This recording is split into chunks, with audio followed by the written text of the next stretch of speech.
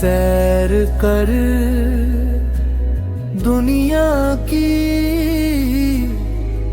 गाफिल जिंदगानी फिर कहाँ। जिंदगी अगर कुछ रही तो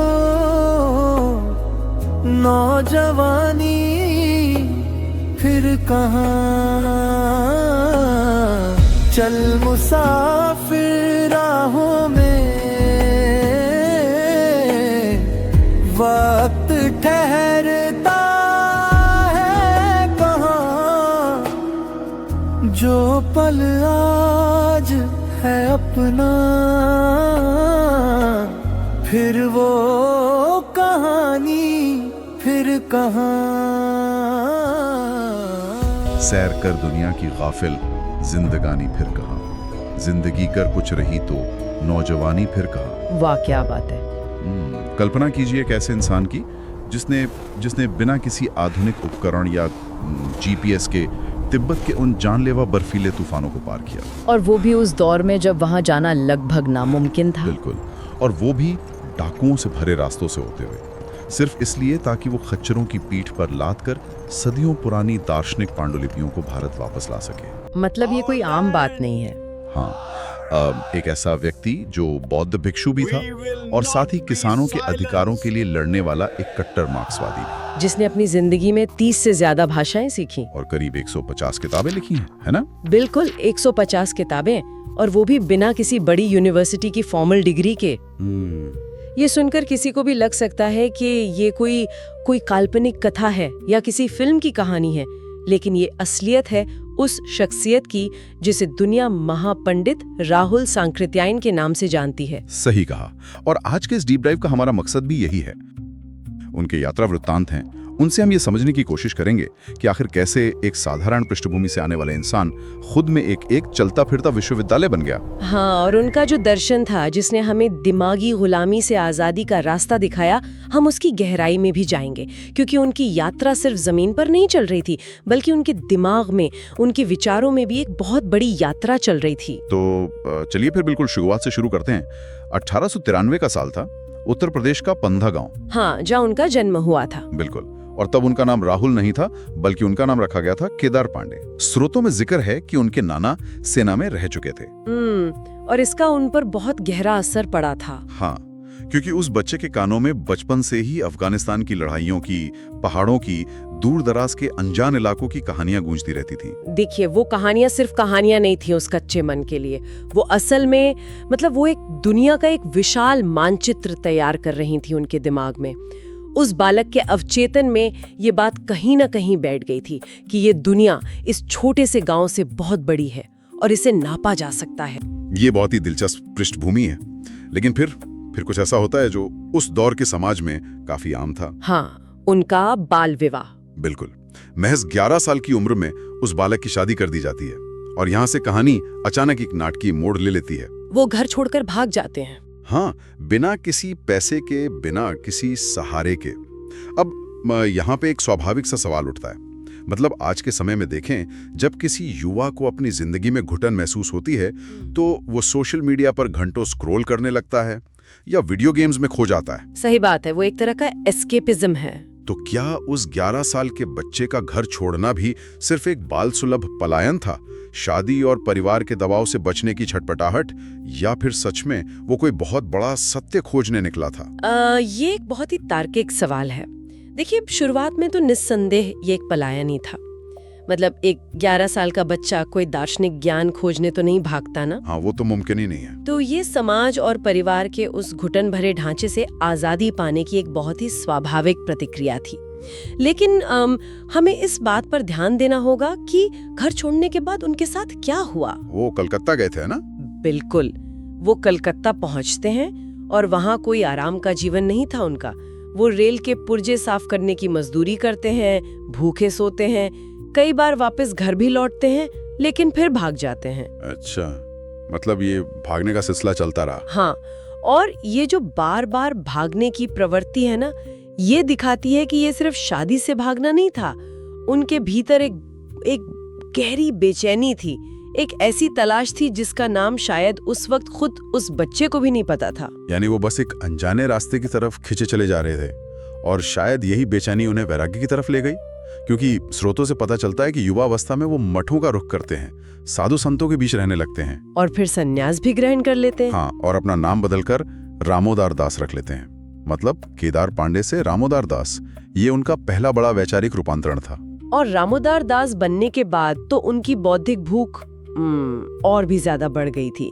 वो संस्कृत सीखते हैं, वेदों और उपनिषदों का बहुत गहराई से अध्ययन करते हैं। मतलब भारतीय दर्शन के लगभग हर शास्त्र को उन्होंने खंगाल डाला था। बिल्कुल, लेकिन यहाँ ज्ञान प्राप्ति के इस चरण में एक बहुत बड़ा विरोधाभास पैदा होता है।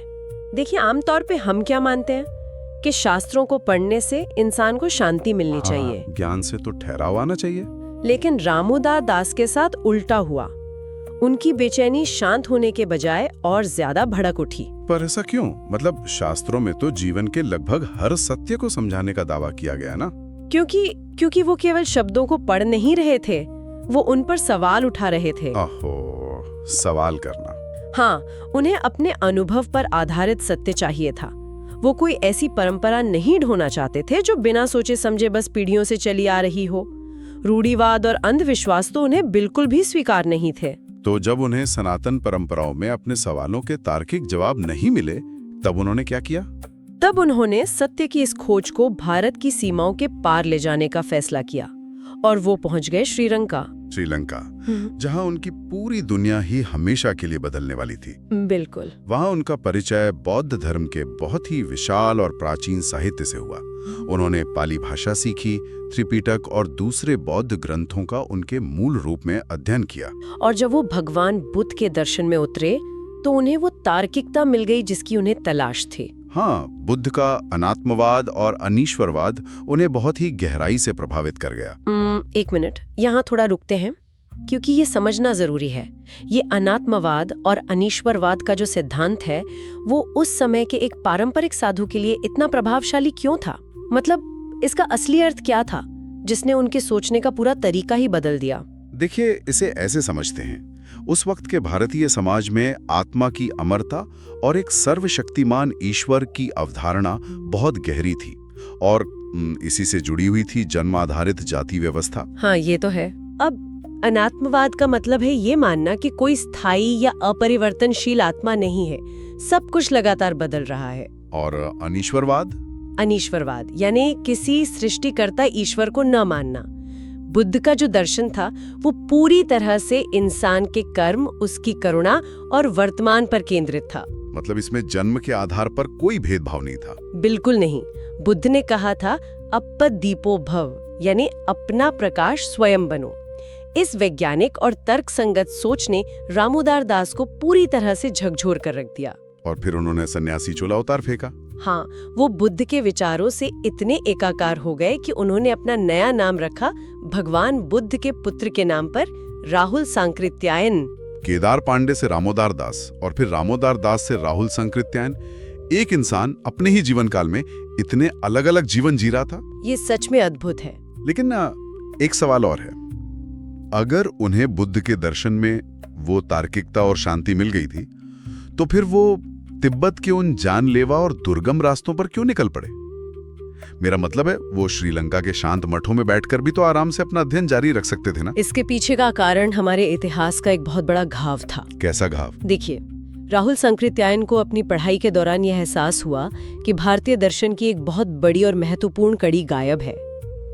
जब 12वीं शताब्दी के आसपास आक्रमणकारियों ने नालंदा और विक्रमशिला जैसे महान विश्वविद्यालयों को जला दिया था ना। हाँ, वो इतिहास का बहुत काला पन्ना है। बिल्कुल।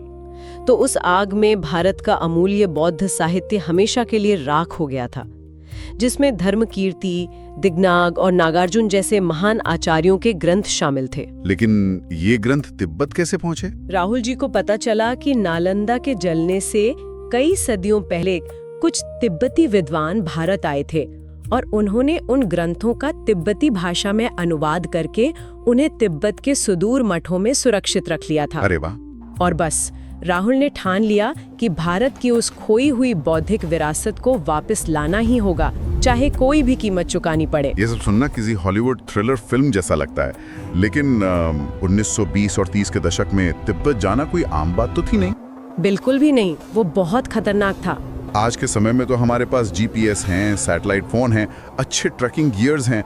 उस दौर में हिमालय के उन हजारों फीट ऊंचे धर्रों को पार करना, जहां मौसम कभी भी इंसान की जान ले सकता है, ये सब उन्होंने आखिर किया कैसे? ये उनके जीवन का सबसे साहसिक अध्याय है। उन्होंने एक बार नहीं बल्कि 4 बार तिब्बत की यात्रा की। 4 बार? हाँ, 1929, 34, 26 और 38 में। और आपको बता दूं, उस समय तिब्बत में विदेशियों का प्रवेश पूरी तरह से वर्जित था। मतलब पकड़े जाने पर सीधा मौत? सीधा मौत का फरमान। इसलिए वो कभी एक सामान्य बौद्ध भिक्षु के छद्म वेश में जाते थे, तो कभी एक व्यापारी बनकर। उन्होंने बाकायदा तिब्बती और भोट भाषा सीखी ताकि वो वहाँ के लोगों में घुल मिल सके। ये तो सच में जान हथेली पर लेकर चलने वाली बात थी। और खतरनाक रास्तों पर डाकुओं से बचने के लिए उन्हें कई बार अपने साथ हथियार भी रखने पड़े। लेकिन सबसे बड़ी चुनौती तो उन मठों के अंदर थी। मठों के अंदर कैसी चुनौती? कई जगह उन्हें पांडुलिपियां छूने तक की इजाजत नहीं थी, तो कई जगह उन्होंने महीनों तक रुककर हाड़ कंपा देने वाली ठंड में बैठकर हजारों पन्नों की पांडुलिपियों की अपने हाथ से प्रतिलिपि बनाई। अपने हाथ से कॉपी किया? और बाकी जो मूल ग्रंथ उन्हें मिले, उन्हें वो भारत कैसे लाए? खच्चरों पर लाद कर। खच्चरों पर? हाँ, उन्होंने दर्जनों खच्चरों की व्यवस्था की और उन पर प्राचीन मूर्तियों, थांका पेंटिंग्स और हजारों पन्नों के ग्रंथों को लादकर बर्फीले तूफानों के बीच से भारत का रास्ता तय किया। ये तो सच में अविश्वसनीय है। इतिहासकार आज भी इस कार्य को आधुनिक काल में ज्ञान की पुनर्प्राप्ति का सबसे बड़ा प्रयास मानते हैं। अगर राहुल सांकृत्यायन ने अपनी जान पर खेलकर ये काम ना किया होता ना, तो दुनिया भारत के एक बहुत बड़े दार्शनिक युग से हमेशा के लिए अनजान रह जाती। ये केवल एक यात्रा नहीं थी, बल्कि ज्ञान के लिए एक इंसान का जुनून था।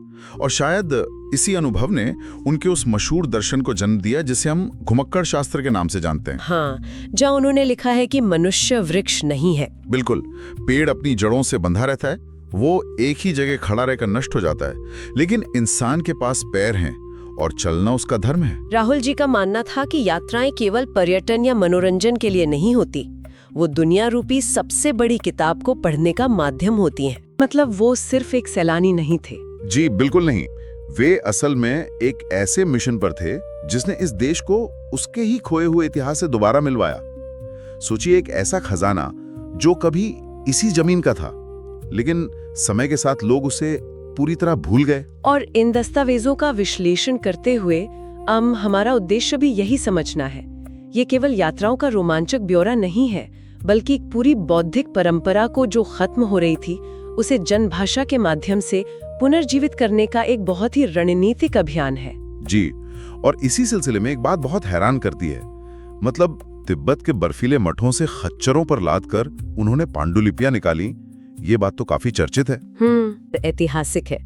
देखिए, सदियों पहले जो विदेशी आक्रमण हुए और समय के थपेड़ों ने भारत के नालंदा और विक्रमशिला जैसे महान ज्ञान के केंद्रों को नष्ट कर दिया था। जी, वो तो इतिहास का एक बहुत दुखद अध्याय है। बिल्कुल, और इसका परिणाम ये हुआ कि मूल बौद्ध ग्रंथ और पाली भाषा का ज्ञान वो अपनी जन्मभूमि से ही लगभग विलुप्त हो गया।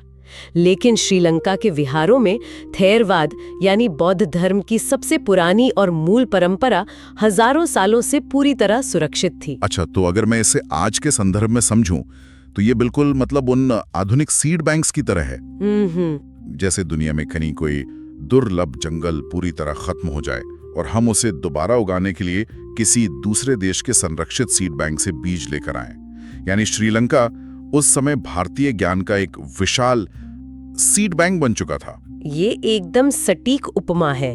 श्रीलंका वो संरक्षित बीज बैंक ही था, और वहां जाकर राहुल जी ने किसी आम छात्र की तरह केवल किताबें नहीं पढ़ी। उन्होंने त्रिपिटक यानी बुद्ध के उपदेशों के 3 सबसे मूल ग्रंथों और 8 कथाओं का, जो उन प्राचीन ग्रंथों की व्याख्याएं हैं, उनका घोर अनुशासन में अध्ययन किया। और ये ग्रंथ बहुत कठिन माने जाते हैं। बहुत कठिन, लेकिन उनकी प्रतिभा इतनी प्रखर थी कि कुछ ही समय में वे वहां के विद्वानों को ही, मतलब श्रीलंका के संस्थानों में, भारतीय बौद्ध इतिहास और दर्शन पढ़ाने लगे। वाह, पर यहाँ एक बात सोचने वाली है। विदेश जाकर ज्ञान प्राप्त कर लेना और वहां से पांडुलिपियां ले आना एक बात है, लेकिन उस ज्ञान को वापस एक विशाल भारतीय समाज तक पहुंचाना किसी एक इंसान की बस की बात नहीं लगती। जी, और वे इस बात को भली भांति समझते थे। ये काम कोई अकेला कर भी नहीं सकता था। यहीं से आधुनिक पाली बौद्ध साहित्य के त्रिरत्न यानी 3 रत्नों की अवधारणा सामने आती है। त्रिरत्न? हाँ, राहुल सांकृत्यायन इस त्रिरत्न का पहला हिस्सा थे, यानी खोजक, जिन्होंने अपनी जान पर खेलकर दुर्गम स्थानों से दुर्लभ ग्रंथ ढूंढे। तो बाकी 2 कौन थे? क्योंकि बिना किसी मजबूत टीम के ये भारी भरकम ज्ञान आम लोगों की जनभाषा तक तो नहीं पहुंचने वाला था। बिल्कुल। दूसरे थे भिक्षु जगदीश काश्यप, जिन्होंने पाली शोध संस्थानों की स्थापना की और इस पूरे अभियान को एक मजबूत एकेडमिक ढांचा दिया। अच्छा। और तीसरे थे भदंत आनंद कौसल्यायन, जिन्होंने इन जटिल और प्राचीन ग्रंथों का बहुत ही सरल हिंदी में अनुवाद किया ताकि वो ज्ञान आम लोगों तक पहुंच सके। पर यहाँ मुझे एक बात समझ नहीं आ रही है।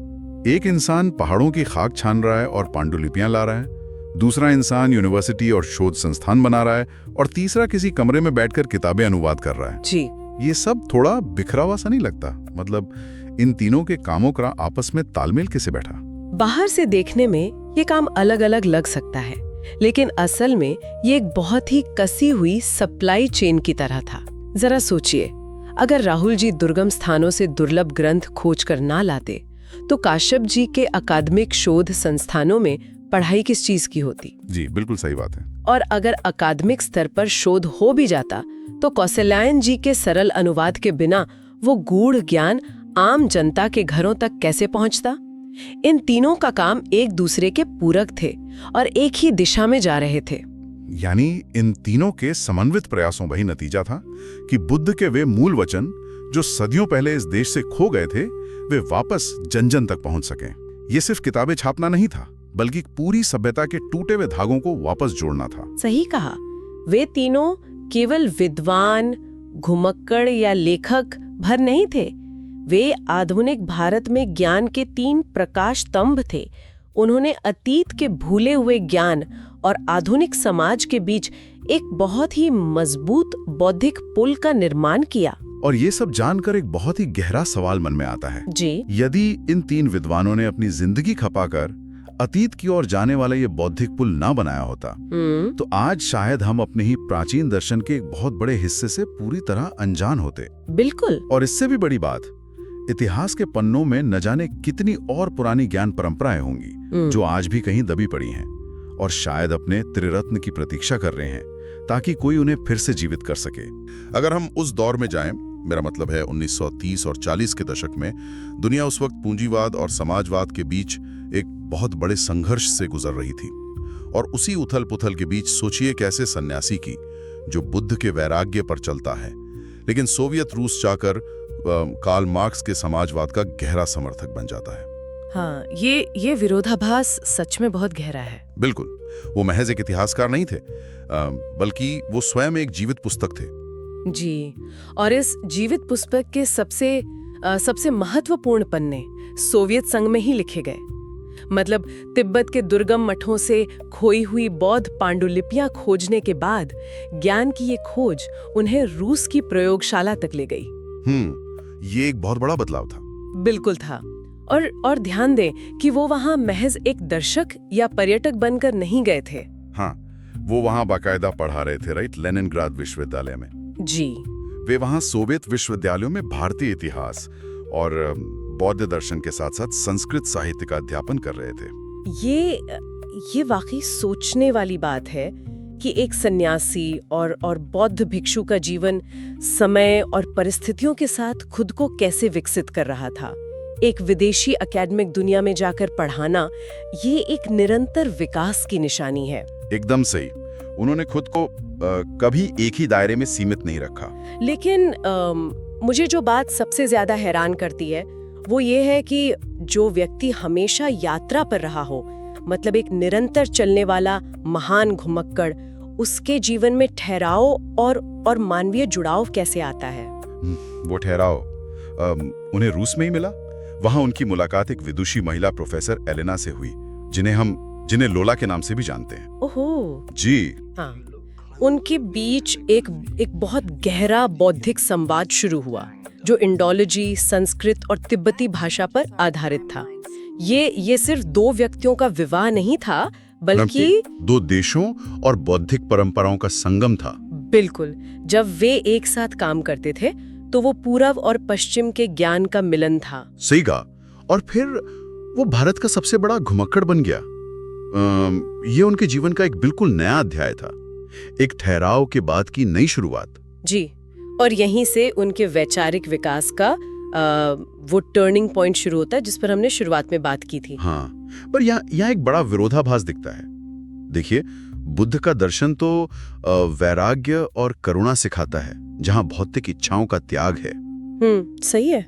दूसरी ओर मार्क्स के विचार तो भौतिकवाद, वर्ग संघर्ष और सामाजिक चेतना पर टिके हैं। ये तो बिल्कुल अलग ध्रुव हैं। फिर राहुल जी के भीतर इन दोनों का समन्वय कैसे हो गया? वो सिर्फ किताबों में नहीं पढ़ा, बल्कि शिक्षा, श्रम और सामाजिक समानता को जमीनी स्तर पर देखा। अच्छा, प्रत्यक्ष अनुभव किया उन्होंने? बिल्कुल। उन्होंने बुद्ध के संघ, जहां सब समान है, और मार्क्स के वर्गहीन समाज के बीच की गहरी समानता को पहचाना। उनके लेखन में बुद्ध की करुणा, मार्क्स की सामाजिक चेतना और एक विश्व यात्री का अनुभव एक साथ झलकता है। और उन्होंने तो दुनिया छान मारी थी।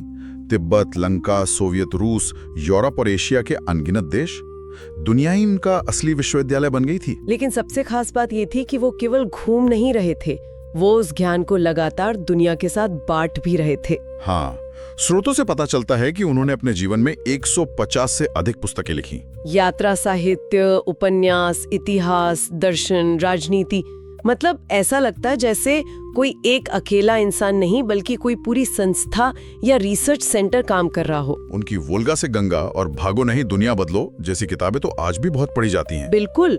वो सिर्फ साहित्य नहीं थी, वो समाज की रूढ़ियों पर सीधा प्रहार थी।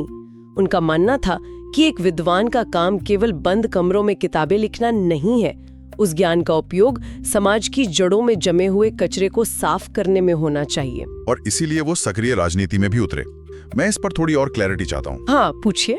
मतलब एक तरफ राहुल सांकृत्यायन बुद्ध के दर्शन में इतनी गहराई तक रमे हुए हैं, एक ऐसा दर्शन जो पूरी तरह से करुणा, शांति, अहिंसा और व्यक्तिगत निर्वाण की बात करता है। सही है। और दूसरी तरफ हम देखते हैं कि 1940 में वो अखिल भारतीय किसान सभा के अध्यक्ष बनते हैं।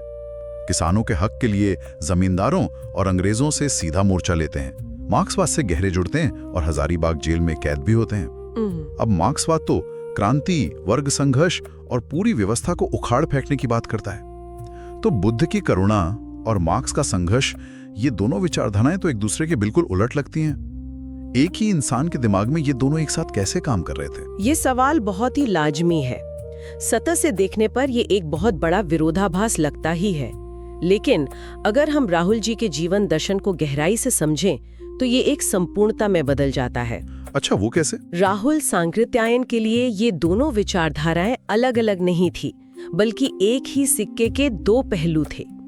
देखिए, बुद्ध के दर्शन से उन्हें मनुष्य की आंतरिक पीड़ा, उसके दुखों का मूल कारण और संवेदना समझ में आई। मतलब अंदरूनी शांति। हाँ, बुद्ध ने उन्हें सिखाया कि करुणा क्या है, लेकिन समाज में जो बाहरी दुख थे, जैसे जमींदारों द्वारा किसानों का शोषण, गरीबी, जाति पाति का भेदभाव, इन भौतिक और सामाजिक दुखों को दूर करने के लिए केवल ध्यान या आंतरिक शांति काफी नहीं थी। ये बात तो है, बाहरी ढांचे को तो बदलना ही पड़ेगा। बिल्कुल।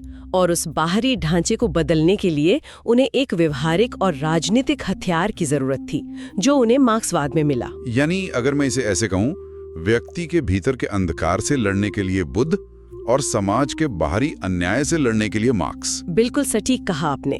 इस तरह उन्होंने दोनों का एक अद्भुत समन्वय किया, और इस वैचारिक स्पष्टता का सबसे बड़ा उदाहरण हमें उनकी पुस्तक दिमागी गुलामी में देखने को मिलता है। दिमागी गुलामी, ये बहुत ही पावरफुल टाइटल है। हाँ, राहुल जी का स्पष्ट मानना था कि राजनीतिक गुलामी, जैसे उस वक्त अंग्रेजों का शासन था, वो तो एक दिन खत्म हो ही जाएगी, लेकिन वैचारिक या दिमागी गुलामी उससे कहीं ज्यादा खतरनाक है, क्योंकि वो तो हमारे दिमाग के अंदर बैठी है। सही बात है।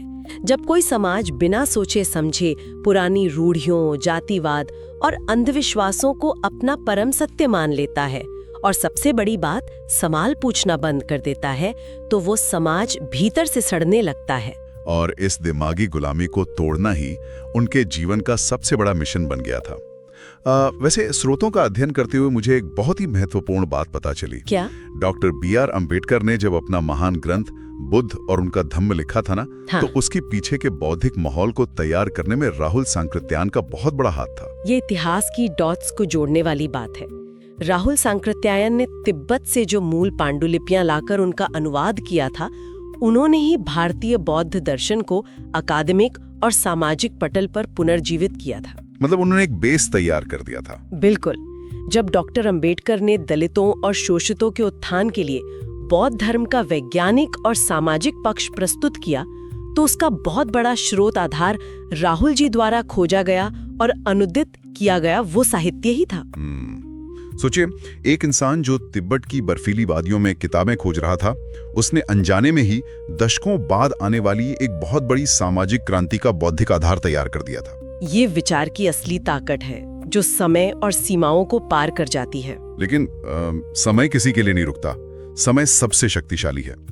इस लंबी और विस्मयकारी यात्रा के बाद अब हम उनके जीवन के अंतिम और शायद सबसे मार्मिक अध्याय पर पहुंचते हैं। हाँ, 1961 के आसपास का वो दौर। वो महाविद्वान जिसके मस्तिष्क में दुनिया भर का इतिहास, दर्जनों भाषाएं और महाद्वीपों का भूगोल बसा था, उसकी याददाश्त धीरे धीरे मिटने लगती है। इसे इतिहास की सबसे क्रूर विडंबनाओं में से कहा जा सकता है। एक ऐसा व्यक्ति जिसे चलता फिरता विश्वकोश कहा जाता था, वो मेडिकल कारणों से स्मृति लोप का शिकार हो गया। वो धीरे धीरे लोगों के नाम भूलने लगे, जगहें भूलने लगे। स्रोत बताते हैं कि कभी-कभी उनकी आंखों से आंसू बहते रहते थे और वो बस कुछ बुदबुदाते रहते थे, किसी खोए हुए पहाड़ या रास्ते की याद। ये बहुत ही दुखद है। ये विवरण पढ़ते हुए ऐसा महसूस होता है जैसे दुनिया की सबसे बड़ी और सबसे पुरानी लाइब्रेरी में धीरे धीरे आग लग रही हो और उसमें रखी अनमोल किताबें जलकर राख हो रही हो। या अगर हम आज के संदर्भ में कहें तो दशकों तक दुनिया भर का बेशकीमती डेटा जिस विशाल हार्ड ड्राइव में डाउनलोड किया गया था, वो हार्ड ड्राइव धीरे धीरे करप्ट हो रही हो और सारी फाइलें हमेशा के लिए बंद हो रही हो। ये तुलना उस दर्द को बिल्कुल सटीक ढंग से उकेरती है। दशकों का संचित ज्ञान, यात्राओं के रंग, चेहरों की पहचान, सब कुछ उनके ही दिमाग में मौजूद था, लेकिन अब वो उनकी अपनी ही पहुंच से बाहर हो गया था। बिल्कुल। लेकिन इस त्रासक क्षण को अगर हम उनके ही दार्शनिक नजरिए से देखने का प्रयास करें ना, तो इसका अर्थ कुछ और निकलता है। कैसा अर्थ? राहुल सांकृत्यायन ने जीवन भर परिवर्तन को ही सत्य माना था। वो एक गांव के बच्चे से वैरागी बने, फिर बौद्ध विद्वान बने, फिर मार्क्सवादी बने और अंततः एक गृहस्थ भी बने। स्थिरता तो उनके स्वभाव में थी ही नहीं। तो क्या इस स्मृति लोप को भी मतलब उसी अनवरत परिवर्तन का एक हिस्सा माना जा सकता है? एक अर्थ में हाँ। ये विस्मृति मानव प्रकृति का उन्हें एक अंतिम यात्रा पर भेजने का तरीका था। इंसान की व्यक्तिगत स्मृतियां भले ही मिट जाएं, लेकिन उसने जो चेतना समाज में बोई है वो अमर हो जाती है। और उनका लिखा 150 से अधिक किताबों का विशाल संग्रह तो दुनिया के पास सुरक्षित था ही। बिल्कुल। और अंततः 14 अप्रैल 1963 को दार्जिलिंग के अस्पताल के कमरा नंबर 3 में राहुल सांकृत्यायन का भौतिक शरीर शांत हो गया। राहुल सांकृत्यायन का जीवन आज के दौर के लिए एक बहुत बड़ा सबक है। एक ऐसा दौर जहां हम अक्सर बनी बनाई धारणाओं को बहुत आसानी से स्वीकार कर लेते हैं। सही कहा। उनका जीवन हमें सिखाता है कि सवाल पूछना कभी बंद नहीं करना चाहिए। परंपरा के नाम पर चली आ रही दिमागी गुलामी को चुनौती देना हमारा कर्तव्य है। और ये दुनिया एक खुली किताब है जिसे पढ़ने के लिए हमें अपनी आरामदायक सीमाओं से बाहर निकलना ही होगा। उन्होंने पूरी दुनिया को बस एक ही संदेश दिया कि यथास्थिति को स्वीकार मत करो। अगर समाज में कुछ गलत है तो उससे भागना नहीं है, बल्कि उस दुनिया को बदलना है। इस विस्तृत चर्चा के अंत में हम एक ऐसा विचार छोड़ना चाहते हैं जो बहुत गहरा है और सोचने पर मजबूर करता है। खुद अपना ही आंतरिक संग्रह है, अपनी जीवन भर की यादें भूल गए। हाँ। अगर किसी व्यक्ति का अनुभव ही उसकी पहचान और उसकी यात्रा को परिभाषित करते हैं, तो स्मृतियों के मिट जाने पर उन अनुभवों का क्या होता है? क्या वे सचमुच शून्य में विलीन हो जाते हैं, या फिर वे उस समाज की चेतना में हमेशा के लिए घुल जाते हैं जिसे उस इंसान ने बदलने का प्रयास किया था? ये एक ऐसा प्रश्न है जो हमारी खुद की जीवन यात्रा और हमारे पीछे छूट जाने वाले पद चिन्हों के बारे में बहुत कुछ कहता है। बिल्कुल। इसी विचार के साथ हम आज की चर्चा यहीं समाप्त करते हैं। धम्मपद यूट्यूब चैनल को सब्सक्राइब करें। इतिपिसो भगवा अरहं सम्मा सम्बुद्धो विद्याचरण संपन्नो सुगतो लोकविदु अनुत्तरो पुरिसदम्म सारथी सत्था देवमनुस्सानम् बुद्धो भगवाति।